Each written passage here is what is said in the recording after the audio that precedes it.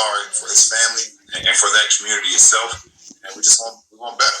We want better, and hopefully we can get that. It's sad that it's become a thing, where it's like you don't really expect any justice out of these things, because it's like, man, you're as an African American male, it's just one of those things where you're scared, and it doesn't matter who the hell you are. It doesn't matter if the most famous person in the world or whatever. Like, at the end of the day, your job is your job. I play basketball, but I'm an African American male, and I have African American women in my life, and so on. And it's just disheartening, man. It's upsetting as a Wisconsinite. It's upsetting as a human being. The problem is you don't know your heritage. That's the problem with you Israelites. You don't know your heritage. You've seen the Donovan Mitchell, the star for the Utah Jazz, kept saying African American. You don't know your heritage, man, and that's the problem. If you know your heritage, then you would understand Deuteronomy, the 28th chapter, and why these things are happening. And justice and injustice, and it's tough. You can see the impact this had in Milwaukee. The Marquette basketball team wore black uniforms for its game. And this is, kneeling, and that's getting old and stale and tacky, because the oppressor is going to continue to do what he does, all right? The earth is given into the hands of the wicked. He's going to keep not charging these officers with shooting Jake down in the street and put it right, and basically telling you to your face that you ain't going to do shit about it. And that's exactly what Esau is doing. Against UConn, and the players took a knee for the national anthem. Marquette guard Kobe McEwen said they were going to wear black regardless, either in protest of the decision or in support if charges were filed. Now, the Bucks play at home tonight, and this morning Brook Lopez was asked for his thoughts. It's very disappointing. I don't think it's right. I think it's an incorrect decision, but we want to take all the momentum we've gained up to this point and continue to push forward for reform and for change, because as you can see, well, change ain't gonna come until Yahweh Shai returns. That's right. That's the only time change is gonna come. That's it. Until then, Esau is gonna continue to be the wicked and continue to do what he does in the earth, which is destroy, kill, rape, rob, and murder.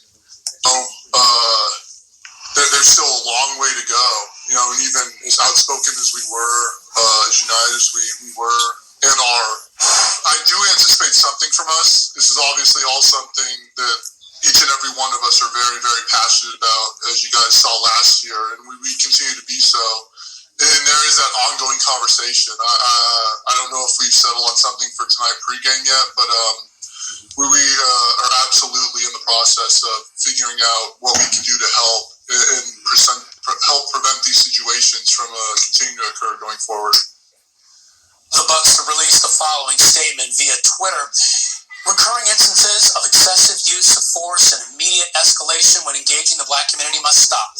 We will continue to work to enact policy change so these incidents no longer exist. As an organization, we remain strongly committed to address issues of social injustice and anti-racism to make meaningful change for African Americans and all marginalized members of our community. Here's Outside the Lines and Jeremy Schaap with me. And it's not just you so-called African Americans, it's you Latinos, you Native Americans, and you Israelites scattered abroad. It's happening to you as a whole because of the curses written in Deuteronomy, the 28th chapter. On the day the Bucks made this. Back on August 26th, in the immediate aftermath of the shooting of Jacob Blake, the Milwaukee Bucks led the way in terms of protest, initiating a powerful response from the world of sports. Over the course of the day, a cry would rise up that the games would not go on in a vacuum and removed from society at large. In a year in which the athlete as activist was a recurring theme, everything came to a head on that day in late August.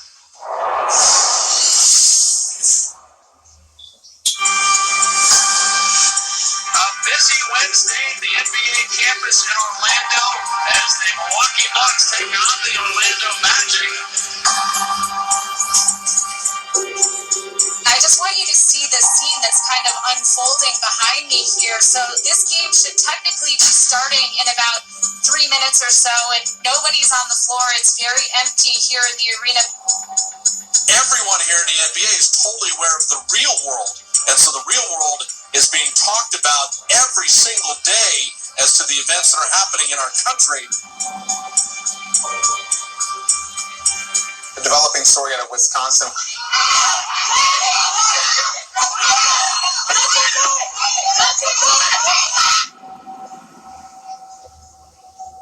The police shooting. You brothers know this was all last year, but what they're doing is shedding light on it again. Shedding light on the situation again. Because the officers were not charged in shooting this man, Jacob Blake. And that's Esau basically saying, you know, fuck you. right to you Israelites' faces, man. You know, but I'll leave it there because we all know what happened with this guy. Just wanted to, you know, because you got these athletes, you know, they'll say, well, you know, it's sad and all of this, but the prophets have the true answers, man. All right. All praise to Yahweh Bashim Yahushai Bashim Makakodash. Double honor to the apostles and elders of Great Millstone that rule well. Shalom.